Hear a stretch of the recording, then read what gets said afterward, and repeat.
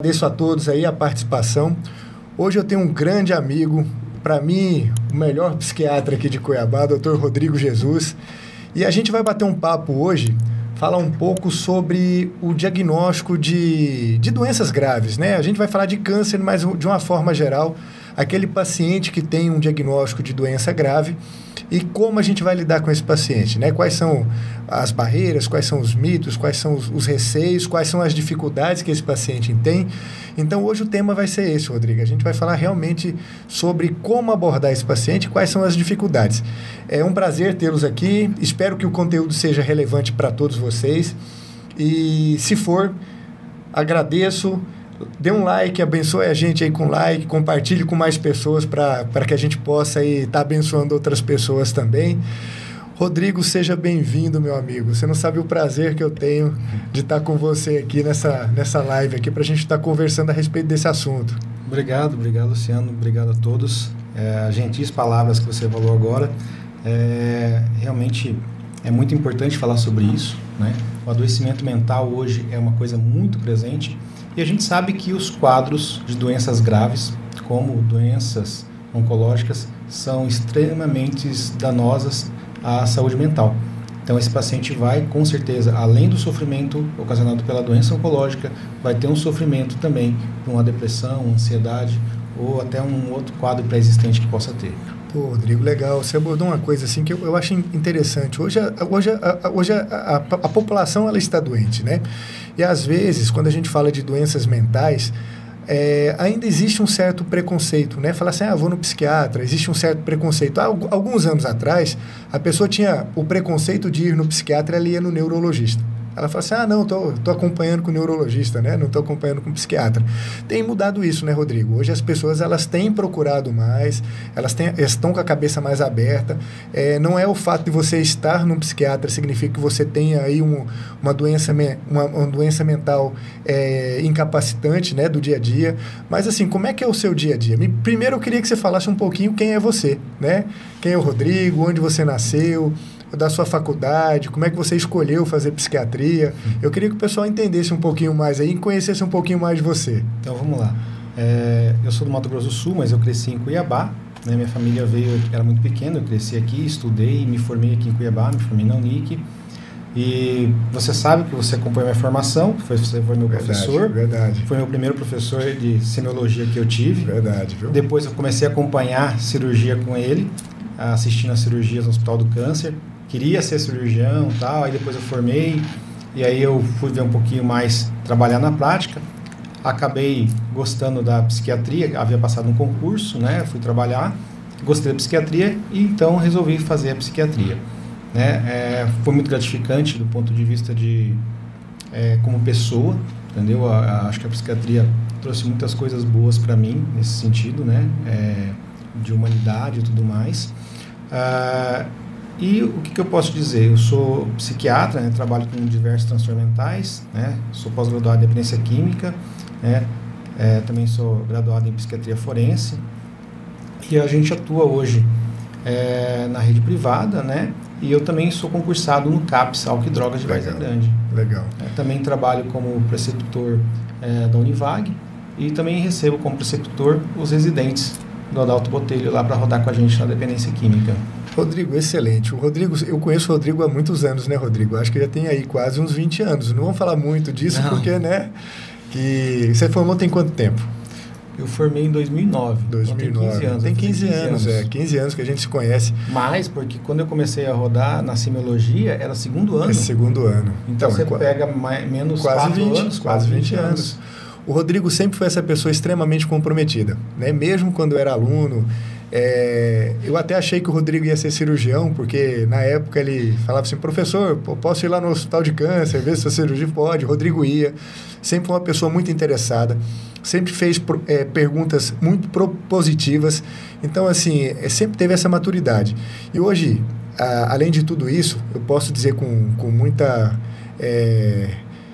certeza que o Rodrigo é uma pessoa extremamente humana. Então, o Rodrigo hoje, ele tem um dos motivos de eu trazer, da gente conversar, o Rodrigo, ele pensa muito igual eu, né? O dinheiro, ele é consequência no que a gente faz na vida.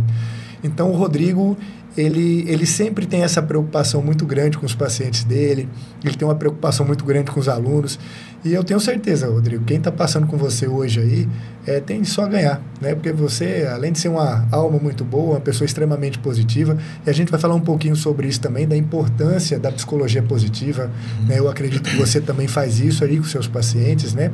Então, assim, hoje nós temos uma população doente, né? Isso é a nível mundial.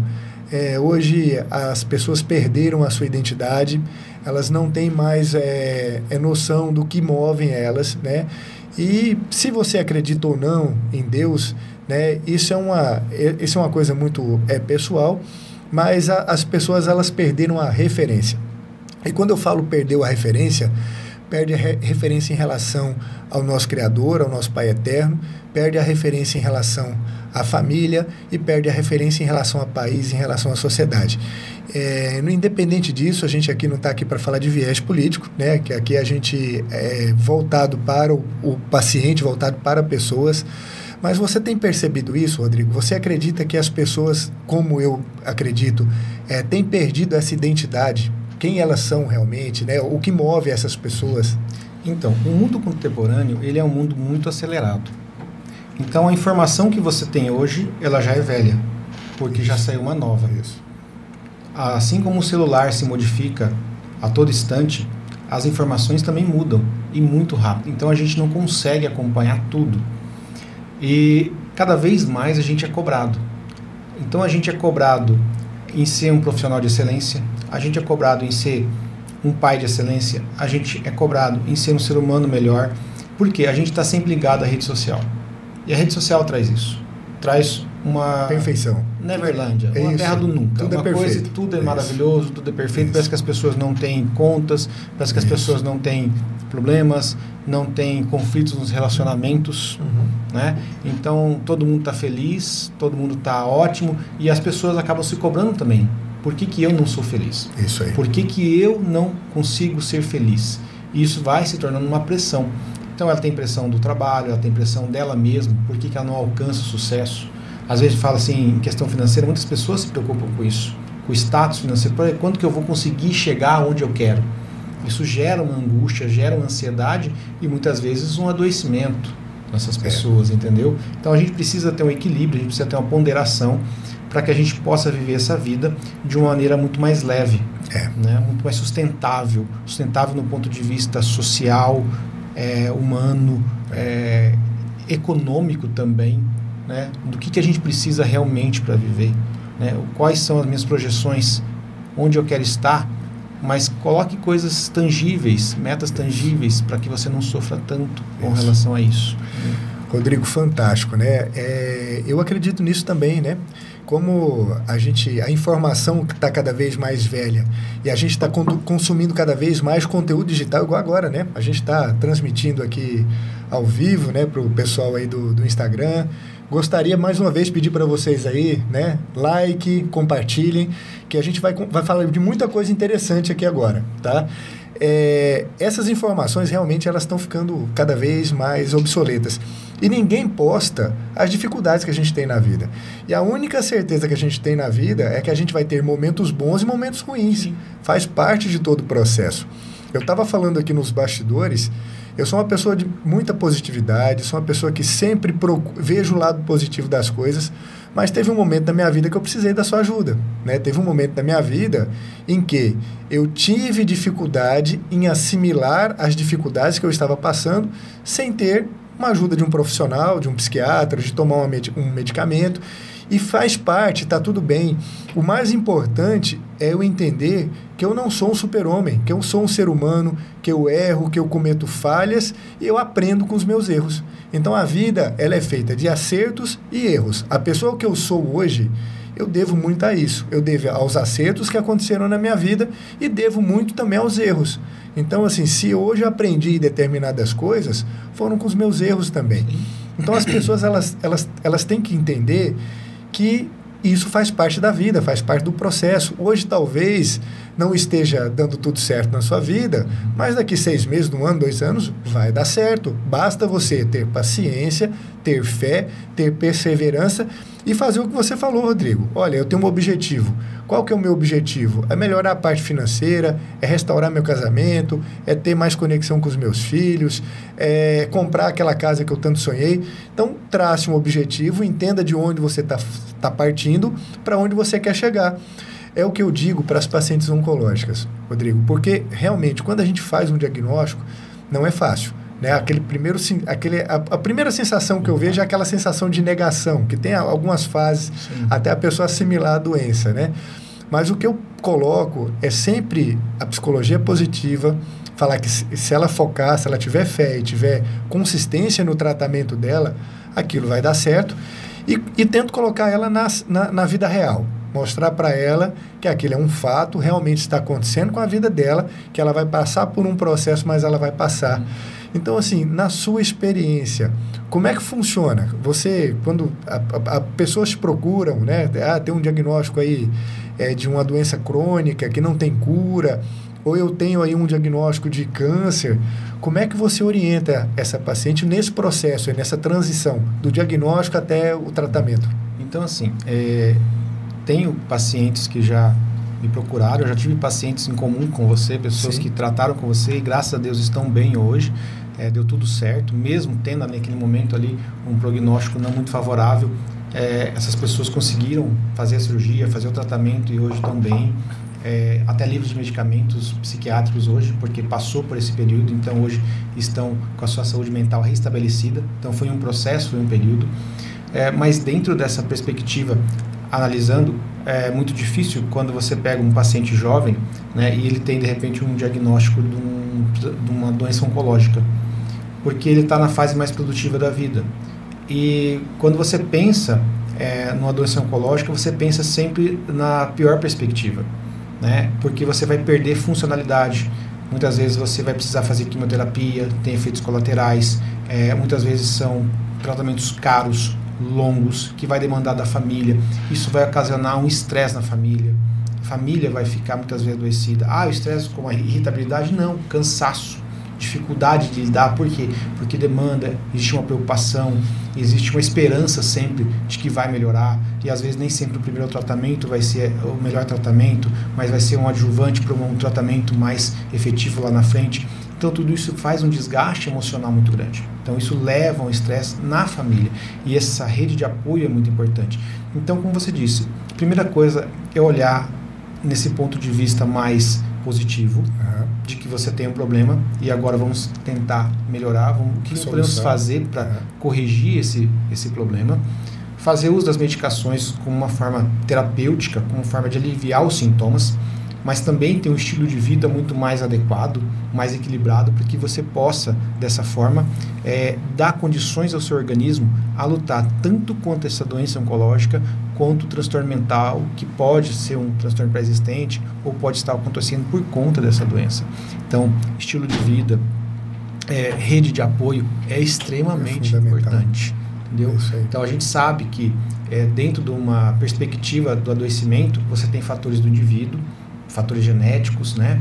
Mas fatores também sociais, econômicos, que vão levar a esse adoecimento. Então, quanto mais suporte você dá, com uma família presente, com apoio, com recursos, né, emocionais a esse paciente, isso vai se tornar mais leve. Isso, com certeza, você vai ter uma positividade muito maior. E como é importante a família, né, Rodrigo? Eu sempre oriento dessa forma mesmo. Muitas vezes você não precisa colocar na sua testa ou escrever, né, que você está fazendo tratamento. Você pode muito bem, né, no seu ciclo ali de intimidade, né, no seu ciclo familiar, nos seus amigos mais íntimos, de compartilhar. Não ter medo de compartilhar as suas dores, não tem medo de falar sobre os seus receios. O dia que quiser chorar, chore realmente, né? Não pense você, como eu falei, não pense você que você é o super-homem ou a Mulher Maravilha, como já aconteceu comigo. Eu sempre achei que eu era forte, que eu conseguia, e de repente você precisa de uma ajuda. Sim. Então, assim, é muito importante esse apoio dos amigos, esse apoio das pessoas mais próximas da família. Mas você é forte pra caramba, cara, que as pauladas foram grandes, foi entendeu? Grande, mas assim, entendeu?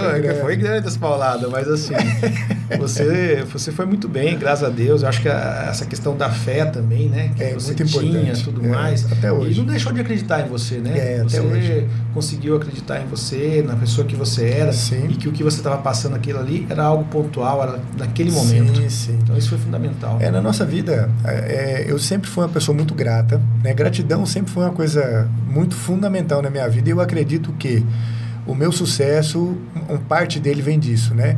Eu sempre vejo, mesmo nas coisas ruins, eu vejo um lado positivo, o que eu posso aprender com aquilo, né? Não deu certo, o que eu posso aprender? Isso é com relacionamento, com negócios, da minha vida profissional. Então, isso nunca me desanimou.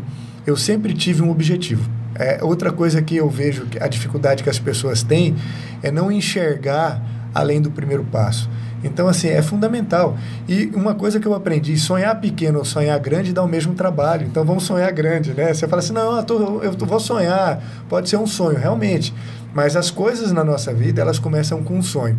Então, assim, ter um foco, saber onde você quer chegar, você vai traçar um caminho para você seguir e comemorar os pequenos resultados.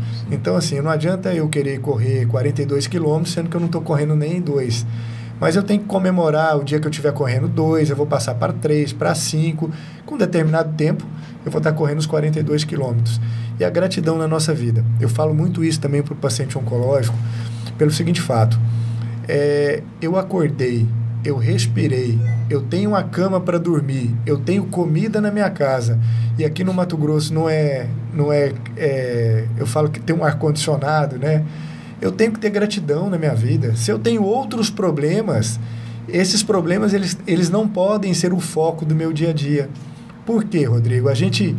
Você vai falar um pouquinho agora da depressão e da ansiedade.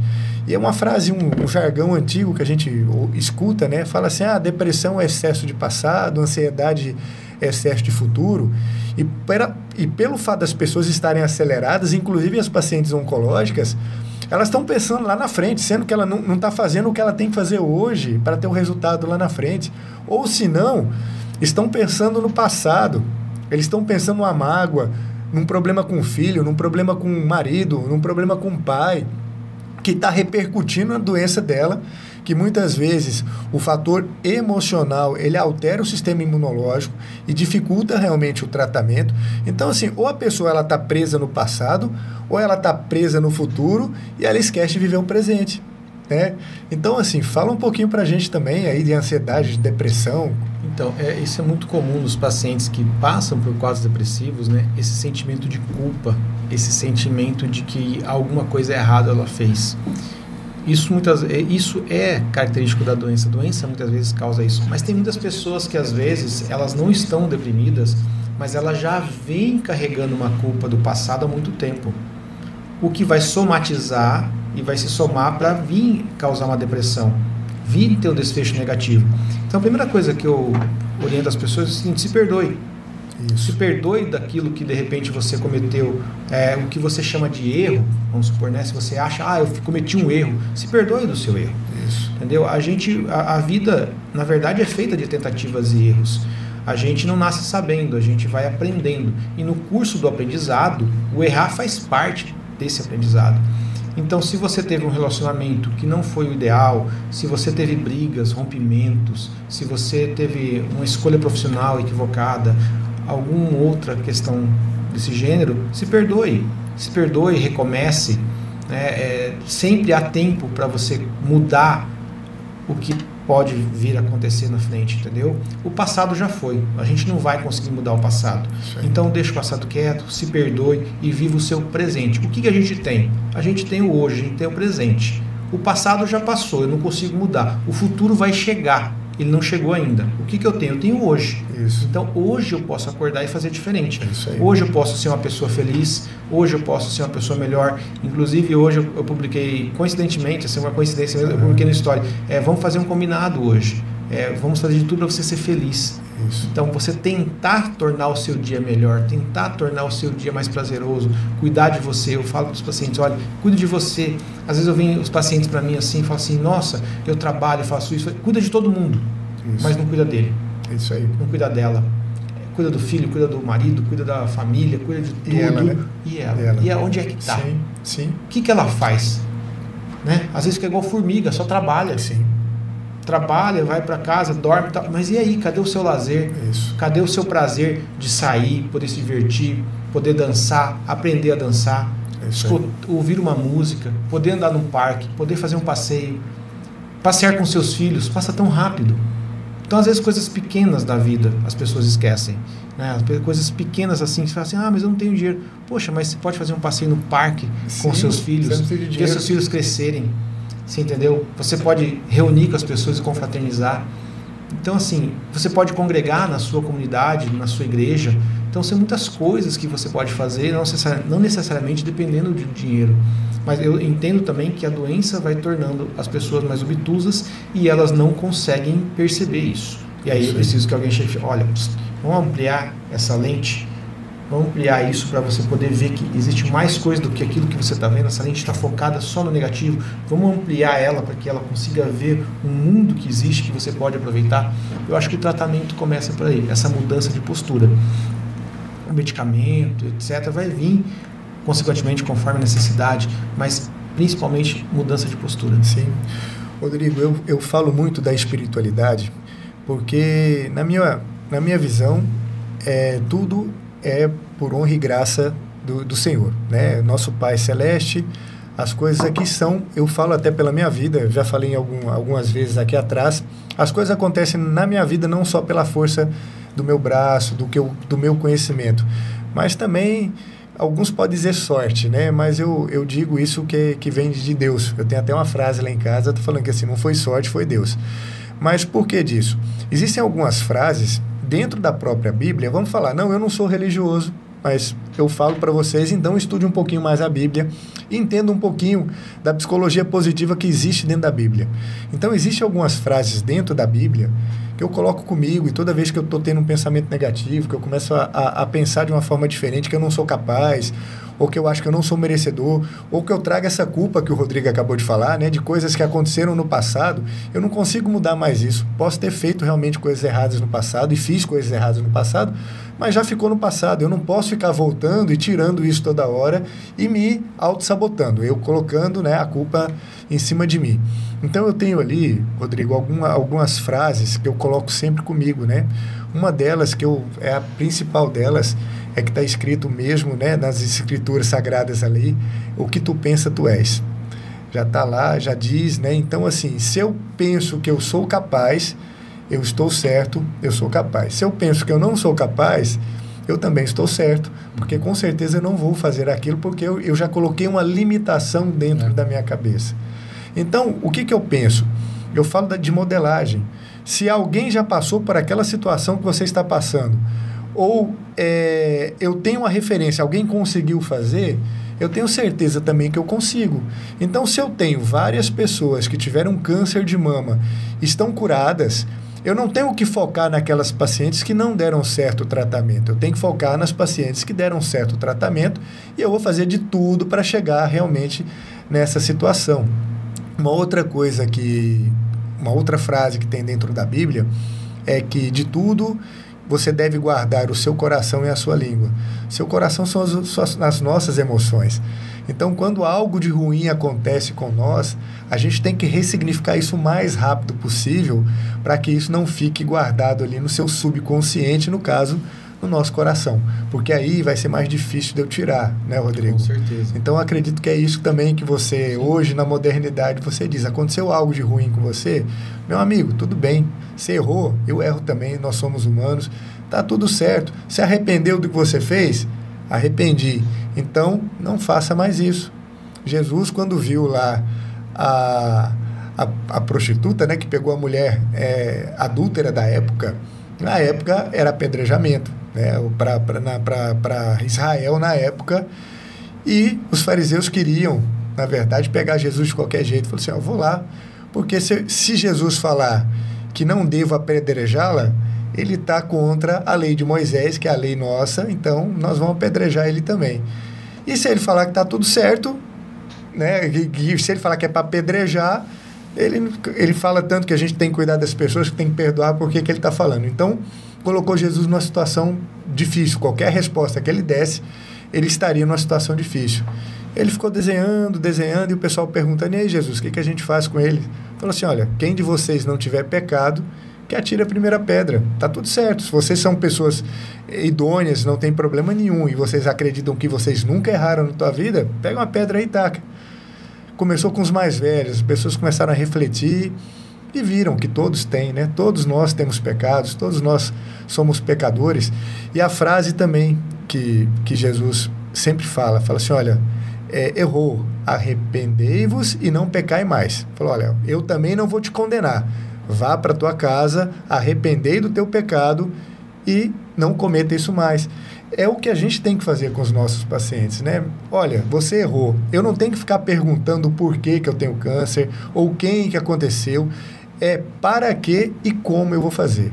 Para que isso aconteceu, o que eu posso tirar de bom nisso e o que eu vou fazer daqui para frente para sair dessa situação. Porque senão você entra num looping, né? Você não consegue sair, você fica voltando sempre naquele pensamento obsessivo de que você cometeu algum erro, que houve a culpa de alguém, e aí você tenta achar uma explicação e muitas vezes não tem uma explicação. Na maioria das vezes. Não tem. É uma questão genética, né, associada a fatores ambientais, etc., que levaram a esse desfecho. Então, o que você tem hoje é o diagnóstico e buscar o melhor tratamento. Isso, né? É isso aí. É o que eu recomendo, Rodrigo. Eu sempre faço isso aí e tem dado certo, né? Eu sempre falo. E outra coisa que eu costumo dizer também, além do apoio que a mulher ela tem que ter dos familiares, eu mostro que também eu estou junto. Né? Eu acredito, falo assim, olha, esse problema ele não é só seu, é meu, é da minha clínica, porque a gente prioriza esse tratamento humanizado. Quando a gente fala de paciente oncológico, isso é SUS, isso é particular, isso é convênio, o tratamento ele tem que ser humanizado. Até hoje, eu saio da minha casa, peço para que o meu dia seja abençoado, e todas as pessoas que entram dentro do meu consultório têm que sair melhor.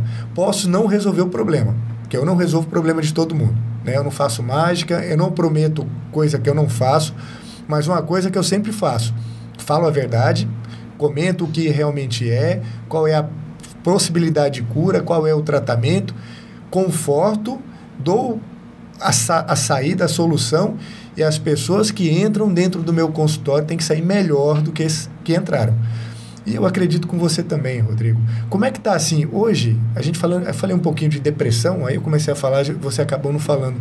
Como é que está assim no seu consultório? Tem muita gente com diagnóstico de depressão, o que você está fazendo? Orienta algum tratamento alternativo também, ou só medicamentoso? Não, assim, a depressão ela é uma realidade, ele é um transtorno muito frequente, né? As pessoas estão realmente muito deprimidas e ansiosas também. É o que eu falei para você, passa inicialmente por uma mudança de postura diante da vida. Então, dependendo dessa gravidade, vai fazer tratamento medicamentoso? Vai, mas não é só isso. O medicamento, ele é uma parte desse tratamento. Então, existe a mudança do estilo de vida, existe uma alimentação mais equilibrada, existe um descanso mais coerente, você dormir, você recuperar a sua energia gasta, você ter uma atividade física, sair do sedentarismo, você ter atividades positivas, atividades lúdicas, coisas que vão trazer bem-estar.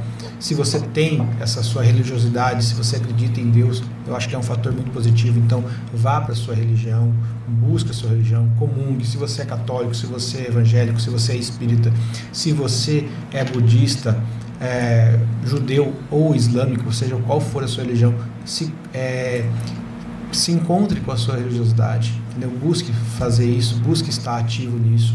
Isso tudo passa pelo processo do tratamento.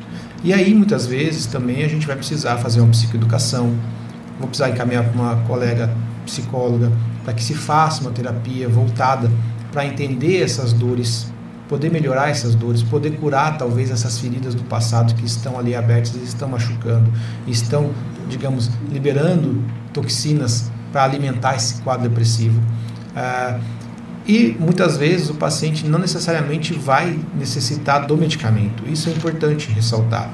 Tem pacientes muitas vezes que vêm no consultório, a gente conversa, troca uma ideia, faz a mudança do estilo de vida e aí então a pessoa volta bem e mantém esse estilo, mantém a psicoterapia, não necessariamente vai medicar. Agora, o que acontece com as pessoas? Demoram muito para vir. Então, quando ela vem no consultório, quando ela chega a vir, o processo está um pouco avançado. Então, ela já perdeu funcionalidade, ela já não está dormindo, ela já não consegue se concentrar, ela já não consegue realizar as tarefas de uma maneira coerente como ela fazia antes. Então, eu vou deixar, aí eu vou falar, não, tenta fazer tudo isso e aí vamos ver. Não, eu não posso perder tempo. Não dá. Entendeu? Não dá para mim. Então, eu vou precisar entrar com medicamento que daqui 2, 3 semanas eu já vou ter uma virada, vou ter uma melhora desse quadro.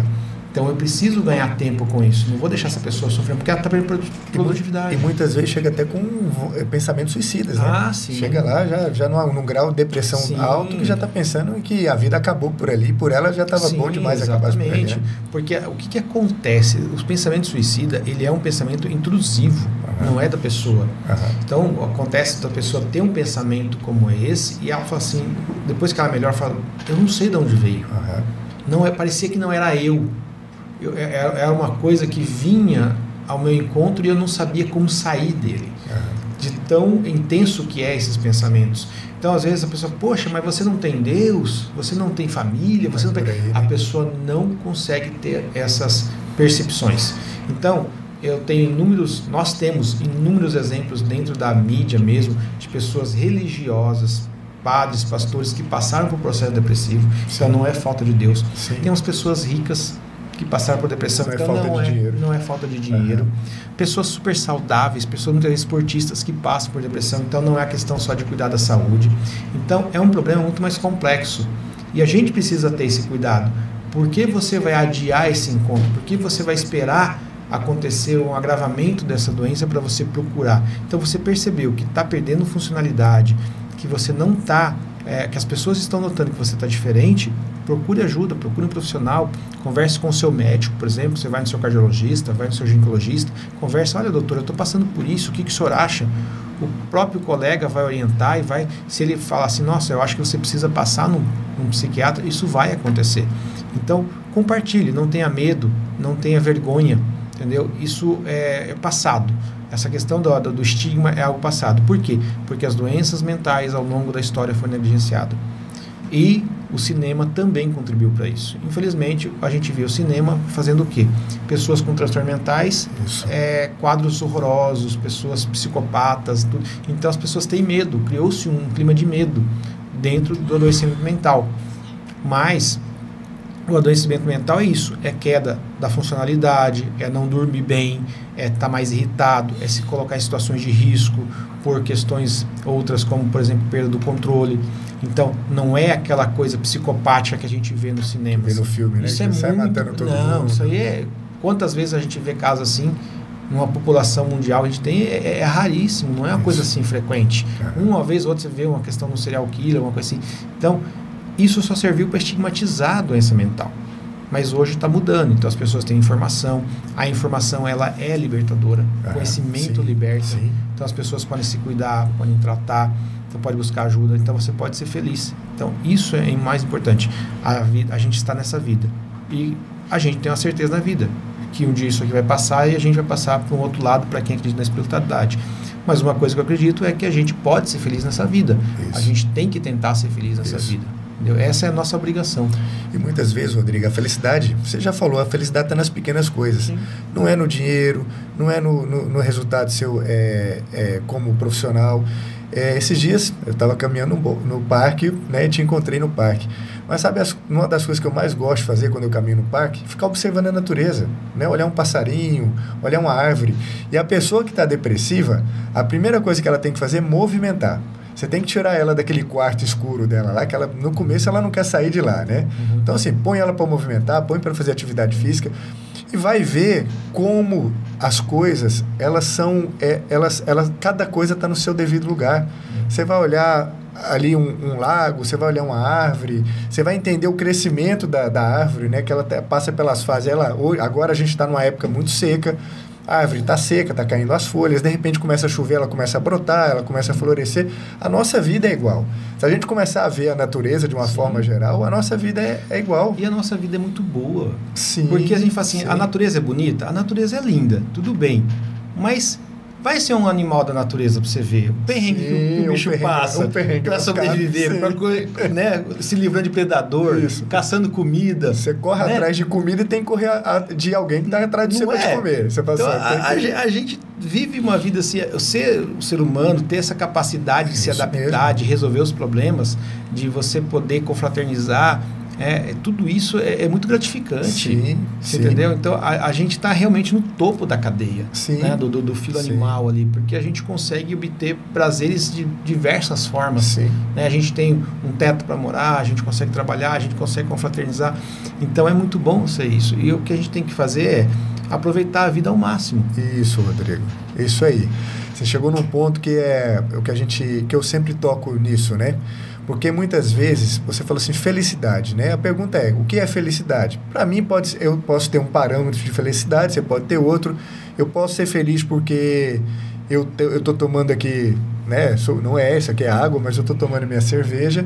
Ou a outra pessoa é feliz porque ela está próxima do filho. Então, assim, a gente tem várias formas de falar de felicidade. A mesma coisa de sucesso. O que é uma pessoa de sucesso para você? Uma pessoa bem-sucedida no emprego, é uma pessoa rica, é uma pessoa que tem uma família maravilhosa. O mais importante na nossa vida é a gente ter o bom senso. É você saber que nós precisamos do equilíbrio. Eu tenho que estar bem comigo mesmo, eu tenho que estar bem com a minha esposa, eu tenho que estar bem com os meus filhos, eu tenho que estar bem no meu trabalho, eu tenho que estar bem na minha parte física, eu tenho que estar bem na minha parte emocional. Dessa forma, a gente pode falar de felicidade, a gente pode falar de sucesso.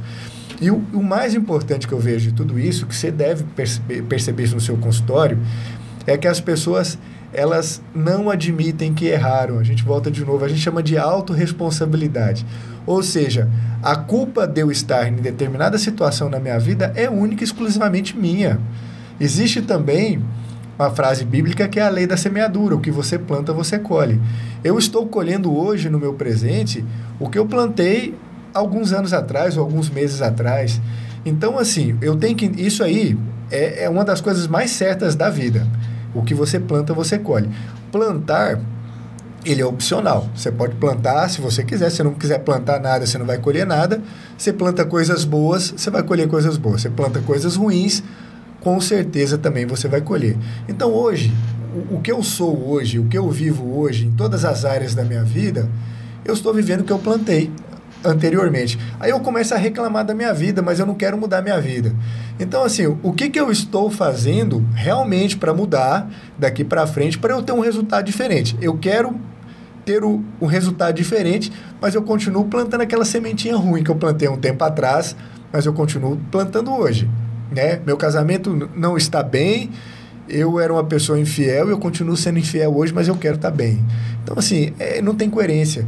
As pessoas, elas têm que entender que autorresponsabilidade. A única pessoa que você consegue mudar é você mesmo, né? Então, assim, chega no seu consultório, eu acredito que chega lá um casal, fala assim, mas doutor, olha aqui, fala para ele isso, fala para ele isso. Mas fala assim, você já olhou para você já entendeu o que você está fazendo de errado no seu relacionamento. Então, assim, vamos começar a mudar você, vamos começar por você. Depois a gente vai no seu marido, no seu filho, quem seja, vamos conversar com você. Porque a partir do momento que a pessoa muda, o contexto geralmente muda, né, Rodrigo? Isso é uma coisa interessante. Você falou o seguinte, muitas vezes as pessoas falam assim, a pessoa está sendo tóxica, fazendo isso, não sei o quê. Mas aí entra uma coisa, cadê o seu amor próprio? Isso, é isso aí. Entendeu? É isso aí. E aí entra um pouco a Bíblia, né? Amai ao próximo como a ti mesmo. Como a ti mesmo. Mas peraí, se a pessoa não se ama, então você precisa se amar, Sim. você precisa se valorizar essa pessoa que você é, Sim. valorizar quem você é. Sim. Porque a partir do momento que você dá esse valor, essa importância a você, você vai entender que a outra pessoa não tem o direito de vir ser tóxica, de vir manipular, de vir falar o que ela pensa e achar que você tem que aguentar tudo sozinho, tudo quieto. Então, Sim. a partir do respeito, Sim. do seu autorrespeito. Então, a partir do momento que você começa a se posicionar, se amando, valorizando o seu ser, você começa a ter uma postura mais proativa diante dessas pessoas, tá bom? E você pode até mudar esse relacionamento. Então, muitas vezes, aquela pessoa que está sendo ali uma pessoa controladora, uma pessoa que está sendo possessiva, a partir do momento que você se respeita, você se conhece e coloca limites, essa pessoa pode mudar através da sua decisão de mudança. Isso aí. Pessoal, vou pedir mais uma vez aí, compartilhem, dê likes, né? Você vê, são ferramentas poderosas aqui que o Dr. Rodrigo tá colocando, né, pra gente. E eu tenho certeza que vai ajudar todos vocês. Se você é um paciente oncológico, você não é um paciente oncológico, é no nosso dia a dia mesmo, né? E é normal, essa oscilação é normal de um dia a gente estar mais quieto, um dia a gente não querer conversar, um dia a gente não querer trabalhar, mesmo que a gente goste do nosso trabalho, porque nós somos seres humanos e o nosso humor, ele realmente varia. E são vários fatores que fazem essa variação, né, Rodrigo? Sim. E hoje, em relação à ansiedade, né? A gente chama hoje de TDAH, né? Ansiedade, né? E como é que está sendo também, assim, a sua experiência em relação a esse diagnóstico aí? Muitas pessoas vêm com esse pré-diagnóstico, né, de TDAH, né? Falam assim, o doutor tem TDAH. Já vem. Por quê? Porque tem muitos sintomas do transtorno de ansiedade que se parecem com o TDAH. Então, o que acontece? A pessoa que está com uma ansiedade generalizada, ela está acelerada, o pensamento está rápido, ela não consegue se concentrar, ela esquece os afazeres, ela perde objetos, ela se perde na sua produtividade, ela não consegue desempenhar as tarefas que ela fazia, entendeu? Ela não consegue estudar mais, memorizar o que ela memorizava antes. Então, ela de repente fala assim, nossa, eu tenho TDAH. Aí vai lá e toma um psicoestimulante, que vai piorar a ansiedade. Sim, sim. Não vai resolver e vai piorar. Mas eu posso ter TDAH e ansiedade? Pode. Geralmente, o que eu faço? Eu trato a ansiedade. Para controlar essa ansiedade, no segundo momento eu venho e trato esse TDAH. Sim. A partir do momento que a gente vê que esse paciente realmente tem esse TDAH. Sim. Entendeu? Então, a internet é muito boa, porque ela traz muita informação, mas as pessoas hoje buscam também muito o autodiagnóstico. Então, as pessoas querem colocar as pessoas dentro de caixinhas. Entendeu? Então, todo mundo, esse é narcisista. Isso. Esse aqui é não sei o quê. Então, assim, se você olhar, então, parece que o mundo é feito de narcisista, porque todo mundo acha que tá nessa caixinha, nessa caixinha de narcisista. E não é por aí. Um transtorno de personalidade, ele leva tempo para ser feito. Não é uma coisa tão evidente assim. Isso é um acompanhamento longitudinal. Não é um corte transversal. Muitas vezes você está vendo a pessoa aqui hoje, é como se fosse uma fotografia. Você vê aquela pessoa naquele momento. Mas não é isso. O transtorno mental, ele é um filme.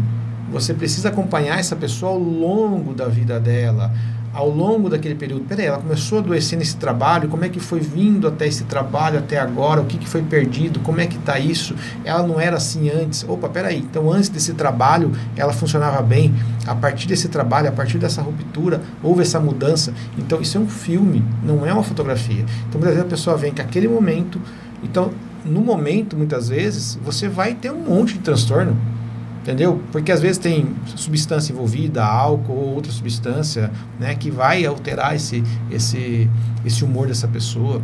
As pessoas confundem muitas vezes a tristeza com depressão. Sim.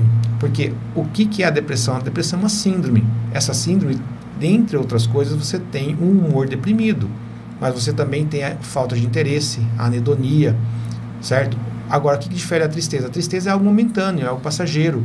Eu não perco o contato com a realidade. Então, por exemplo, eu continuo sentindo... É um sentimento normal, né? Tristeza é normal. A tristeza é normal. Eu não perco aquele contato com a afetividade, sabe? Com as pessoas próximas. Então, peraí, eu tô triste aqui, mas um amigo chama eu para conversar, alguma coisa, eu vou lá, dar uma melhorada, dar uma animada.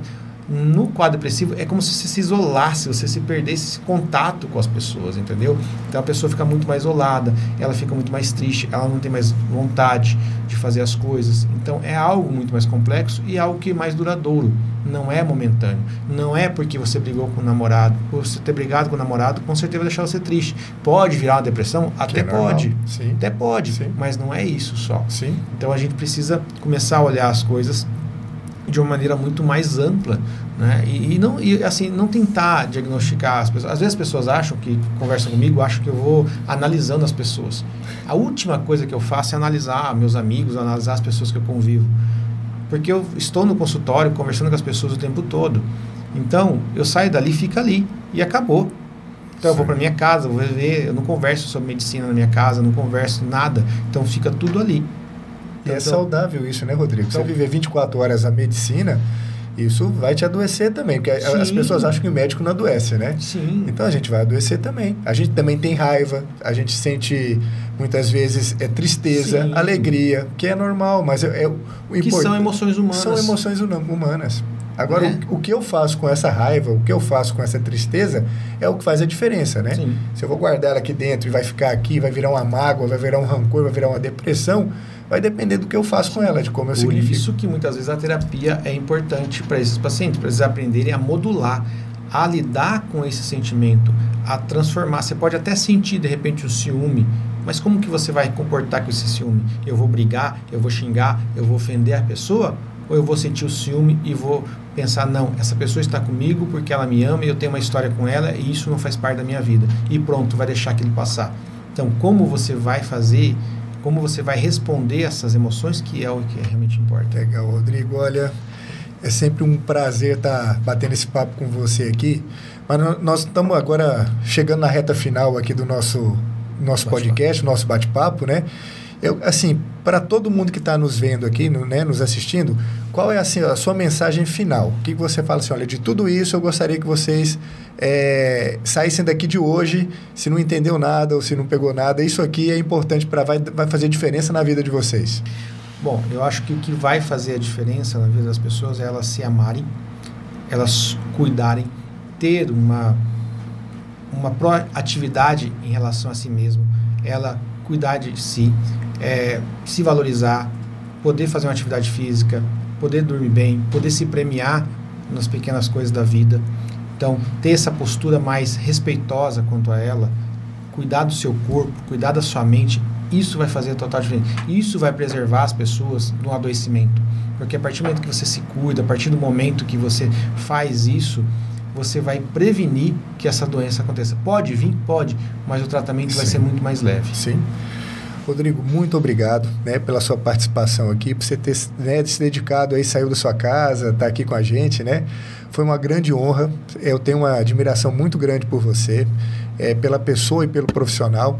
E se vocês gostaram, né, do conteúdo, mais uma vez eu peço aí para vocês compartilharem, dar um like e vamos aguardar aí os nossos próximos episódios. E mais uma vez, Rodrigo, mais uma vez a gente vai voltar a bater um papo sobre isso, porque é um tema muito interessante e hoje é uma das doenças que mais assolam hoje a população mundial, não é só brasileira não. Tá bom? Um grande abraço a todos aí e até a próxima.